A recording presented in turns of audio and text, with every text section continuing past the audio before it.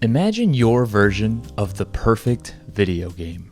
A game where you can take care of however many cats you want, where you can make them go out on adventures, dungeon crawling, with D&D type classes to find you more money, food, and equipable items to help you on your next venture. A game with a unique art style and lovably funny characters that help teach and provide items to make your cats more comfortable and prepared for battle. Where you can make your cats buck so that you can match the best genes together and make the ultimate life form.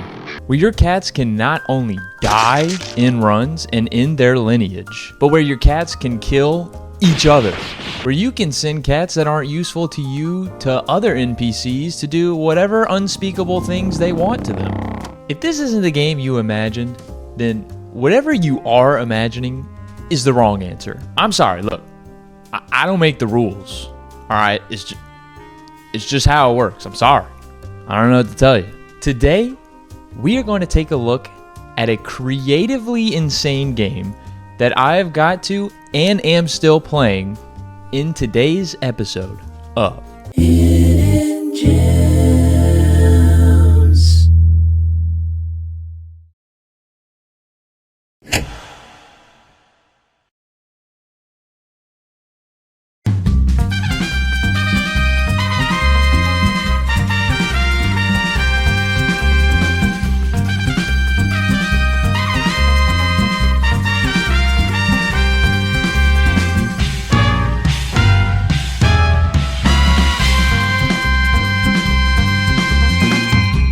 Eugenics is one of those games where you truly don't know what you're getting into until you start playing it. Granted, this game is made by the same developer that made Binding of Isaac, so maybe you do kinda know what you're getting into if you've played that game. Regardless, based on the intro and the title, you can probably get a pretty good idea of what's going on in this game. But if not, let's get into it.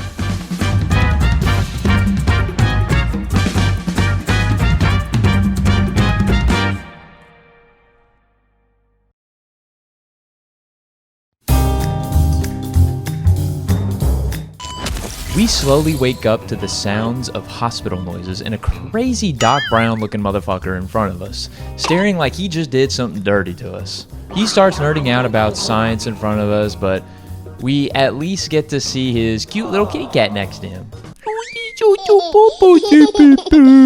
He then shows us some absolute specimens that he claims are cats. He asks us specifically to choose a boy and a girl, ominously stating that we'll find out later why that's necessary. After selecting the two cats we want, he then sends the final one to the Shadow Realm. We are then told to go out into the world and hoard some cats, which is every grandma's dream. We are sent out to a map of a path we need to follow, where we are given a tutorial of the game by a character named Butch. Butch is a bit of a sadist. Throughout the game, he is constantly wanting to either inflict or witness pain on others. Either way, he a freak. He teaches us all the game mechanics, which work like a typical turn-based RPG, so I'll spare everyone the boredom of this tutorial. I'll explain more about how abilities work later. You'll understand why. As we continue down the path, we stop at some landmarks, where at one, you get a choice where you select the best option based off the chosen cat's stats. I obviously select the option with the highest stat, which in this case was intelligence, where I receive an award for choosing the right option.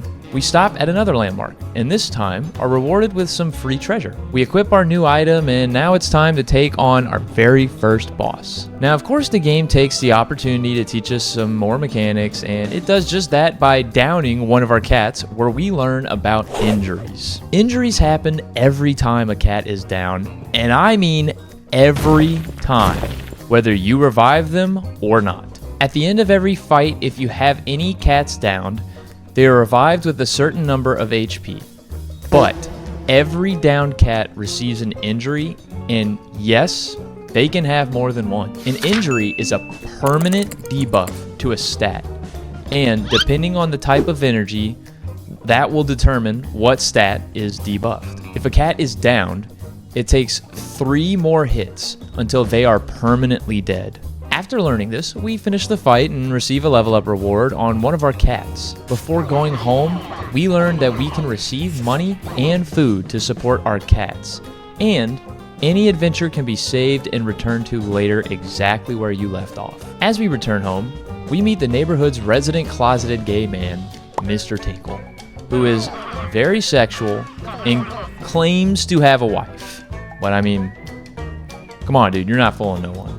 He gives us more tips about the game, stating that once a cat has gone on an adventure, they are labeled as retired and can no longer go on anymore. Once inside, he tells us that we can end the day to see what happens when the lights are off, and that each cat will take one food. So, we end the day and, well, this happens.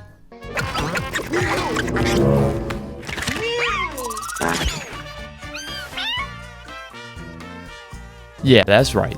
You get to witness your cat's frickin' and shit out a baby, which leads to the core mechanic of this game. As I said earlier in this video, it might be pretty obvious based on the title of the game. However, this game is all about breeding cats, but not just in any way, but in the optimal way. Your goal is to basically continue to breed cats so that they can reach farther and farther into your adventures.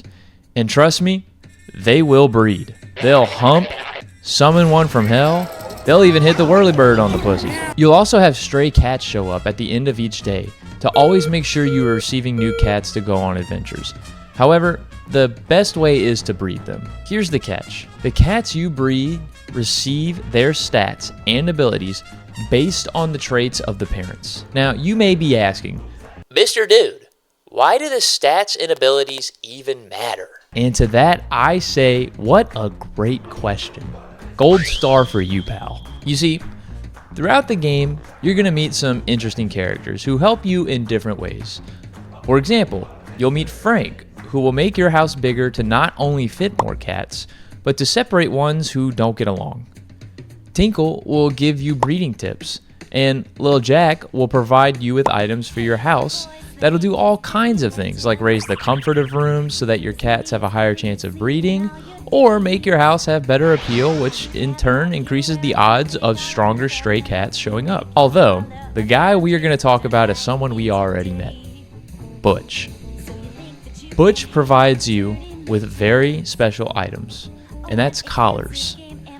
Collars are a substitute for classes, like in D&D. You start off with 4: Tank, Fighter, Hunter, and Mage. Each and every collar gives you buffs and debuffs in different stats depending on the classes. They also guarantee a class-specific passive ability, and every time you level up, your level up active ability selections are also class specific. This all leads back to Butch because he will reward you with more collars, which means new classes. There are tons more clesses, like the Cleric, Thief, Druid, or my personal favorite, Necromancer. Now, obviously none of this is free. You can buy furniture with coins and items/food with coins, but in order to restock their stores, or for Frank to build up your house, or Butch to give you more collars, you need a different kind of currency. And that's, of course, cats. Different NPCs want different cats in order to receive their wares. Frank wants retired cats to fulfill his loneliness. Butch wants injured cats who have been through some shit.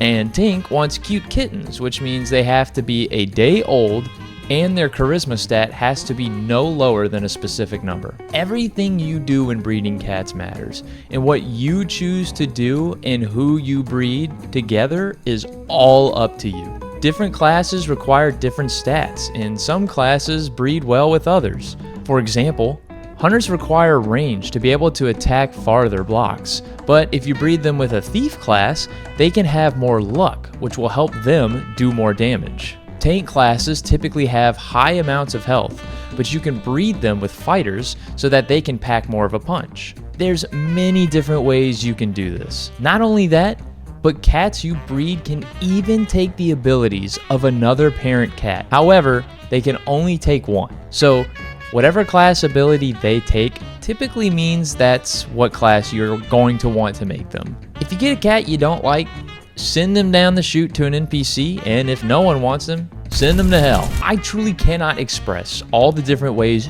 you can play this game. On top of the breeding, there are so many different items you can collect throughout runs to help increase your odds, and there's tons of different locations that all have multiple exclusive bosses. I could talk about this game all day, but we need to get to the question of the day. Is Mugenics a hidden gem? Not only is it, but it's easily my favorite gem I've played so far. If you recognize the art style of this game, it's because, like I mentioned earlier, Mugenics is made by the same man who created The Binding of Isaac, which was a massively popular game at its peak. And let me tell you, he has done it again. I don't know what it is about this man, but he knows how to push all the right buttons when it comes to video game enjoyment. It's truly hard not to spoil everything about this game, and I'm gonna continue to try my best not to, because I want everyone to fully experience and enjoy this game. I just love how obvious it is how much time, love, and care was put into this project. The music, the art, the characters, and dialogue, hell, even the cats' voices. You might not realize this when playing, but all of the cats' voices are randomly generated through a pool of voice actors and are randomly pitched up or down. However, these aren't just any voice actors. These are some of your favorite creators. Ricky Berwick, Markiplier, Dax Flame, Zach Hadel, Hunter Hancock, Aaron Hansen, David Harbour, Corpse Husband, Logic, Swagger Souls, even the Burger King foot lettuce guy is one of the voice actors, and this is just a few of the people who voice act in this game. If you think that's crazy, just wait until you see the story and some of the items you can collect in this game. In one of my runs, I found cancer. Literal cancer is one of the rare items you can find in the game. Not only does it permanently condemn your cat to having cancer, but it also gives your cat a permanent mutation after every round once it's put on your cat. And just like earlier, mutations are another thing that can be passed down to newborn cats. And some of these mutations are incredibly good. They may sound bad inherently, but honestly, they aren't. Most are really good, and some give new abilities like applying 1 poison damage to every basic attack you hit. While there is a main storyline, there are multiple side quests and storylines that you can complete that give you awesome rewards. For instance, there's a cannibalistic fat cat named Guillotina that shows up a few times throughout the game who wants to kill and eat your cats. You have a few days to prepare before she shows up, and each time you beat her, she has a new gimmick to her the next time she shows up. But don't worry, because eventually she goes down for good. As far as cons to the game, I really can't think of any that really take away from the game. There's some mechanics and or gimmicks that might frustrate some players. For example, when a cat dies, they're permanently gone, and cats can only go on one adventure until they're retired. But in my opinion, that makes it more fun and provides you the opportunity to constantly try new and different things. All the NPCs are quirky in their own ways, and while there are some aspects that are definitely not safe for work, I think it adds to the humor of the game. I'm typically not one to enjoy a turn-based game. However, in my opinion, the way it's done in Mugenics is super enjoyable. And it helps that there are so many classes to pick from and items to use to keep runs feeling fresh and new. Fights don't take forever, yet are still challenging. Every boss has their own gimmicks and designs dedicated to their location, making them so memorable and unique. Personally, I fucking hate Dybbuk. He is one of the most annoying bosses in the game. He always dodges your attacks unless you corner him, which is easier said than done, and once he's down to 1 health, he possesses one of your cats who you then have to fight until they're down, which will in turn give them a permanent injury. He agitates the hell out of me. However, there are ways to work around this. You can build a hunter with trap abilities to spawn traps around him, Or you can build a hunter or necromancer that have abilities that spawn friends to take up spaces, which will all render Dybbuk unable to move. Therefore, make it possible to hit him. The game very much makes you use your brain. There are even things outside of the enemies fighting you that can harm and or apply debuffs to you on the map, like the harpoon guns that shoot and pull you when walked in front of, the poison pools that apply poison, or broken glass that applies bleed when stepped on. I really can't express how in-depth this game is. There is so much detail in the gameplay and time and care put into the characters, the story, and the creators who are involved. The humor hits, the mechanics hit, and the style is so unique. The team names and names of the cats are also all randomly generated, and they can range for something as normal as spaghetti to as weird as Scrumbo Bumpus. I love how the cats take traits from their parents, or how abilities and mutations can be passed down. It's all so unique, so creative, and who better to do it than a top indie developer? I honestly don't know if there are any downsides to this game other than not getting to use a cat more than once for an adventure. I won't lie, I had some absolutely finted out cats that I would have loved to use again. However, I can understand the challenge in not allowing to do so. I think everyone should give this game a chance, even if you aren't a huge turn-based fan like me. I enjoyed and am still enjoying the shit out of this game. Eugenics, in my opinion, is something that other video game creators should use as an example of what to do. How to make something so outrageous into a wonderful, humorous, and entertaining game, and also how to get players and influencers who are fans of your games involved, even if it's just to make a couple meow noises. I'm telling you, man, go look at the catalog of the voice actors. It's actually hilarious that he was able to get these people involved. I imagine he just mass emailed on like any remotely famous person asking if they'd be interested in making cat noises for his game. Anyways, eugenics should be talked about way more than it currently is. This game has potential to be something generational if more people would give it a chance. I cannot recommend it enough. So get out there and breed the most monstrous, diabolical critters you can muster and kick some cat ass.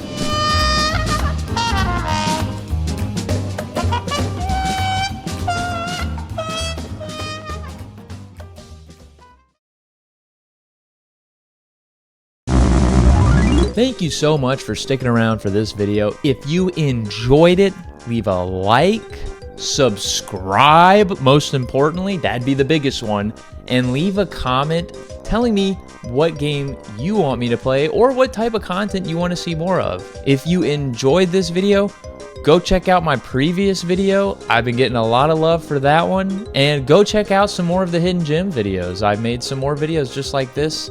You can check out the games I've played, see if it's something that might pique your interest. I am also a musician as my main gig, so I'll leave a link in the description. You can go check out my music. I am obviously currently working on more, so there will be more than just what you see in the future. And more importantly, just know, no matter what I say in these videos, they don't really matter because, at the end of the day, my name is Cinema Dude, and what the hell do I know?